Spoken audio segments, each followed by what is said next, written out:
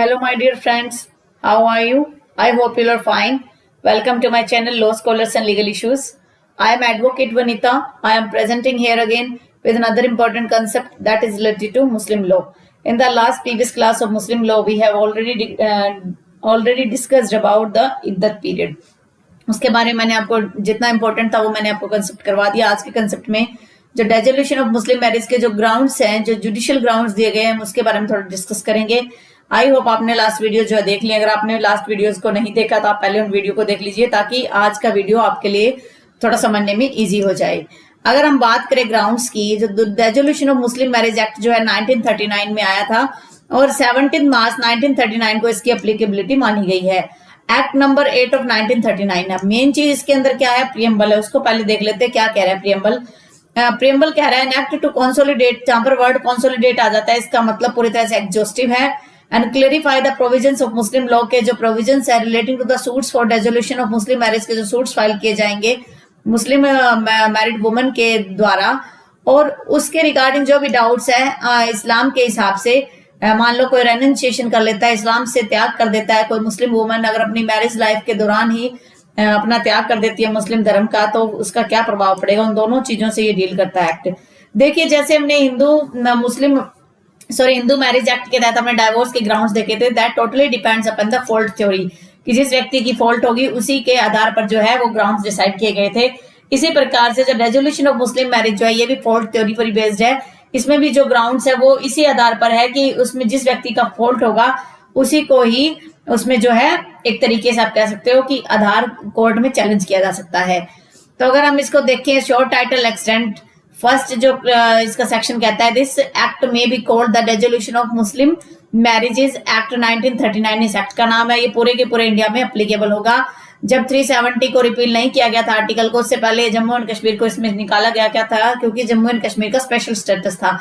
लेकिन उसको रिमूव करने के बाद ये टोटली जो है पूरी के पूरे इंडिया पर एप्लीकेबल है. अगर हम इसके ग्राउंड्स की बात करें, grounds for degree for dissolution of marriage है woman married under Muslim law shall be entitled to obtain a degree. एक वुमन जो मुस्लिम लॉ के तहत जो मैरिड है वो एक डिग्री के लिए एंटाइटल होगी, अपनी मैरिज को डेजोल्यूट कर सकती है. कौन से ग्राउंड पर, जो नीचे दिए गए कुछ ग्राउंड्स है, ये टोटली 9 ग्राउंड्स है. 9 ग्राउंड्स के बेस पर उसमें जो है एक तरीके से उसको ये ग्राउंड्स दिए गए, इस आधार पर भी वो तलाक ले सकती है. जब हम कस्टमरी लॉ की बात करते हैं, कस्टमरी मुस्लिम डाइवोर्स की बात करते हैं, तो उसमें मोस्टली जो राइट्स है वो हस्बैंड को दिए गए हैं और हस्बैंड ही तलाक का जो राइट है एक्सरसाइज करता है. अगर हम इसका फर्स्ट ग्राउंड देखें तो बेयर अबाउट्स. बेयर अबाउट्स का मतलब जहां पता नहीं है हस्बैंड का कितने टाइम तक, 4 साल तक. Whereabouts 4 years. Second ground है कि 4 साल तक अगर पता ही नहीं है कि वो हस्बैंड उसका कहाँ गया हुआ है, तो उस हिसाब से ये ग्राउंड दिया गया है. इसके साथ आप प्रोवाइजो जो है वो भी उसको भी रीड करोगे. जो प्रोवाइजो दिया गया है इसी सेक्शन के अंदर उसको भी आप इसके साथ रीड करोगे. मैं यहाँ नोट करवा देती हूँ. प्रोवाइजो दिया है लास्ट में, उसको भी हम डिस्कस करेंगे इसी सेक्शन में. प्रोवाइजो इसके अंदर आप देखिए प्रोवाइजो बी है. प्रोवाइजो बी वो बात करता है, इसके साथ गोथ्रो उसको भी करोगे आप. प्रोवाइजो बी को भी आप इसके साथ ही डिस्कस करोगे. अगर उसको साथ नहीं पढ़ते हो तो फिर किसी प्रकार का कंफ्यूजन रहेगा, क्योंकि हम पूरा का पूरा उसे डिटेल में नहीं पढ़ पाएंगे. अगर हम प्रोवाइजो बी की बात करते हैं, वो क्या कहता है. प्रोवाइजो बी कहता है कि decree passed on ground first. इस फर्स्ट ग्राउंड के बेस पर अगर कोई डिक्री पास्ड होगी, कोर्ट अगर डिग्री पास करता है, shall not take effect for a period of 6 months from the date of such degree. तो 6 महीने तक उस पर किसी प्रकार का इफेक्ट नहीं होगा.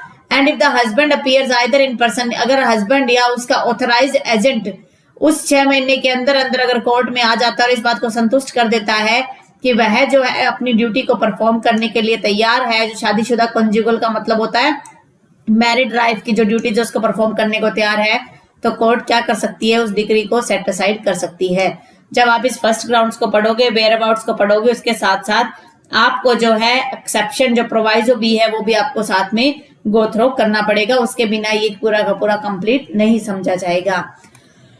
सॉरी. उसके बाद अगर हम बात करें सेकंड ग्राउंड की, कि हस्बैंड जो नेग्लेक्ट कर रहा है और फेल्ड है मेंटेनेंस देने में कितने टाइम तक, 2 साल तक. तो भी जो है वो एक ग्राउंड मिल जाए. 2 साल तक अगर हस्बैंड किसी प्रकार से अपनी वाइफ को मेंटेन नहीं कर रहा है तो उसके रिगार्डिंग भी एक ग्राउंड दिया गया है. इसके अंदर एक लैंडमार्क केस है यूसुफ वर्सेस सोवर्मा, इसको मैं आपको लिखवा देती हूँ, यूसुफ वर्सेस, स्पेलिंग में कोई चेंज हो सकता है थोड़ा बहुत, उसका कोई इश्यू नहीं है, हमें याद रखना, एग्जाम में पूछ लिया जा सकता है। सोवर्मा, सोवर्मा, इस केस में क्या था, एक गर्ल थी 17 साल की, 17 साल की एक लड़की है, उस लड़की की शादी हो जाती है उससे 3 गुना बड़े आदमी के साथ। जब ट्वाइस डबल उसके आदमी की जो उम्र थी वो 34 साल के करीब थी। जब वो साथ रहने लगी हस्बैंड के साथ उसके घर में, जब वो अपने पेरेंट्स के बाद वापस आई और 2 साल तक अलग रही। इस समय क्या हुआ, जो अपेलेंट था उसने ये एडमिट किया, अपेलेंट का मतलब कि यूसुफ ने ये एडमिट किया कि वह जो अपनी वाइफ को मेंटेन करने में फेल था और वो जो है उसको अपने साथ रखेगा और उसको मेंटेनेंस प्रोवाइड करवाएगा। तो कोर्ट ने ये बात कही कि जब आपने 2 साल तक उसकी संभाल नहीं की तो इस बात की क्या गारंटी है कि आगे भी उसकी संभाल करोगे। तो इस आधार पर सुप्रीम कोर्ट ने जो है इस मैटर के अंदर जो डाइवोर्स का आधार माना और उसको सुप्रीम कोर्ट नहीं सॉरी केरला हाई कोर्ट का एक केस था, इस केस में डाइवोर्स का उसे ग्राउंड माना और उसे डाइवोर्स दिया गया। नेक्स्ट जजमेंट की नेक्स्ट ग्राउंड की बात करते हैं, that is that the husband has been sentenced imprisonment for a period of 7 years और अपवार्ड, जहां पर हस्बैंड को 7 साल या उससे ज्यादा समय की इम्प्रिजनमेंट मिली है उस आधार पर। अब ऐसा नहीं है कि लोअर कोर्ट में अगर इम्प्रिजनमेंट मिली है तब आप मानोगे, इसके अंदर भी एक प्रोवाइजो आप देखोगे, प्रोवाइजो ए जो है वो बात कर रहा है इससे संबंधित। देखिए मान लीजिए कि लोअर कोर्ट ने कोई जजमेंट दे दिया, उस जजमेंट के बाद वो हायर अथॉरिटी में गया और वहां पर अगर वो निर्दोष साबित हो जाता है तो उसको आप ये मान के चलोगे कि उसको पनिशमेंट नहीं मिली। तो इसका जो प्रोवाइजो ए है वो क्या कहता है उसको भी देख लेते हैं। No decree shall be passed on ground third, जो थर्ड ग्राउंड है 7 साल की पनिशमेंट वाला, वो तब तक फाइनल नहीं मानी जाएगी जब तक कि सेंटेंस फाइनल ना हो जाए। सेंटेंस फाइनल का मतलब है कि या तो अपील का अभी तक टाइम पड़ा है और या अपील करने के बाद हायर अथॉरिटी ने उसकी जजमेंट उसकी जो सजा है उसको कंटिन्यू नहीं रखा। अगर वो कंटिन्यू नहीं रखती है और सुपीरियर कोर्ट, तो उसके बाद आप ये मान के चलिए कि वो सजा फाइनल नहीं है, तो ये ग्राउंड नहीं मिलेगा। अब हम बात करते हैं 4th ग्राउंड की, that the husband and fail to perform without reasonable cause के, बिना किसी कारण के मैरिटल जो ऑब्लिगेशन है, जो सेक्सुअल रिलेशनशिप है और अदर जो रिलेशनशिप है उसको वो मेंटेन नहीं कर रहा 3 साल के लिए, तो वो जो है ये एक ग्राउंड हो जाएगा। देखिए इसके अंदर है 4 साल, ठीक है, इसके अंदर है 2 साल, इसके अंदर है 7 साल, इसके अंदर है 3 years। तो अगर ये 4 2 7 3 इस हिसाब से आपको ये याद करना पड़ेगा, जैसे भी आपकी सुटेबिलिटी हो, तो उस ग्राउंड पे भी वाइफ जो है वो डाइवोर्स ले सकती है। अगला हम बात करें, अगला ग्राउंड है हमारा that the husband was important at the time of marriage and continue. मान लीजिए हस्बैंड जो है इम्पोर्टेंट है, वो किसी प्रकार के सेक्सुअल लाइफ एंजॉय नहीं कर सकता, उसमें कुछ कमियां हैं, उस ग्राउंड पर जब उस शादी हुई थी उस टाइम पर भी वो इम्पोर्टेंट था और मौजूदा टाइम में भी अगर वो इम्पोर्टेंट है तो उस ग्राउंड पर जो है तलाक लिया जा सकता है। इसके साथ भी हम प्रोवाइजो रीड करेंगे, प्रोवाइजो सी जो है वो इसके साथ रीड होगा 5th क्लॉज के साथ। प्रोवाइजो सी, प्रोवाइजो सी बात करता है कि अगर मान लीजिए ये बात क्या कर रहा है, अगर हम प्रोवाइजो को पढ़ें, before passing a decree on ground 5th ground के आधार पर कोर्ट क्या कर सकता है, एप्लीकेशन, अगर हस्बैंड एक एप्लीकेशन देता है, make an order requiring the husband satisfy, अगर कोर्ट को सेटिस्फाई कर देता है 1 साल के अंदर अंदर, जिस दिन ऑर्डर पास किया गया था इम्पोर्टेंट का कि वो इम्पोर्टेंट की जो उसकी तकलीफ थी वो दूर हो चुकी है, तो उस मामले में कोर्ट जो है उस ग्राउंड को देखेगी और उस मैटर में डिग्री पास नहीं करेगी। तो ये एक प्रोवाइजो के साथ आप इसको डिस्कस करोगे। नेक्स्ट ग्राउंड है यहाँ पर that the husband has been insane, 2 साल तक वो या 2 साल से ज्यादा समय तक वो इनसेन था, या विरुलेंट वेनरल डिजीज, जैसे कि कोई ऐसी बीमारी, छुआछूत की बीमारी, उस मामले में जो है वो ग्राउंड दिया गया है। उस मामले में भी ग्राउंड दिया गया है कि हस्बैंड जो है एक तो इंसेन है, मान लो दिमाग से उसको कुछ प्रॉब्लम है और वो ऐसी बीमारी से पीड़ित है जो आगे छुआछूत की बीमारी जिसे कह सकते हैं, तो उस मामले में भी हस्बैंड के खिलाफ जो है वाइफ को एक आधार दिया गया है। अगला ग्राउंड बात करता है हमारा that she having been in marriage by her father, की फादर और गार्जियन के द्वारा मैरिज करी गई थी जब उसकी 15 years की एज थी उससे पहले, और अब अगर वो अपनी एज को रेपुडिएट करती है, कि जो हमने ऑप्शन ऑफ पुबर्टी पढ़ा था 18 साल की उम्र से पहले पहले अगर वो मैरिज को रेपुडिएट कर देती है, मैरिज को खत्म कर देती है, तो उस मामले में भी जो है वो शादी का ग्राउंड रहेगा। लेकिन ये भी प्रोवाइजो कहता है कि that marriage has not been consummated. Consummated का मतलब दोनों में किसी प्रकार का फिजिकल सेक्सुअल रिलेशनशिप नहीं था, तो उस आधार पर ही ये ग्राउंड दिया जा सकता है। उसके बाद है इसका next 8th ground. 8th ground बात करता है कि that the husband treats her, husband क्या करता है वाइफ के साथ, क्रूल्टी करता है। कौन सा आधार है क्रूल्टी का? जैसे हैबिचुअली असॉल्ट करता है उसे, मेक्स हर लाइफ माइजरेबली, उसकी लाइफ इतनी दयनीय बना दी है इस क्रूल्टी से कि वो जो है फिजिकल उसके साथ इल ट्रीटमेंट होता है, या वो एसोसिएट दूसरी वुमन के साथ है जिसकी एविल रेप्यूट है। मान लो कोठे पे जा रहा है या वेश्यावृत्ति के जो काम करती है उन औरतों के साथ वो जीवन जी रहा है, तो इस प्रकार के लाइफ अगर वो जी रहा है तो उस मामले में। और attempt to force her to lead, या वो अपनी वाइफ को कहता है कि तुझे जो है मेरे हिसाब से अपना देह व्यापार करना पड़ेगा या गलत जीवन जीना पड़ेगा, चोरी करनी पड़ेगी, इनकी इमोरल लाइफ जीने के लिए मजबूर करता है।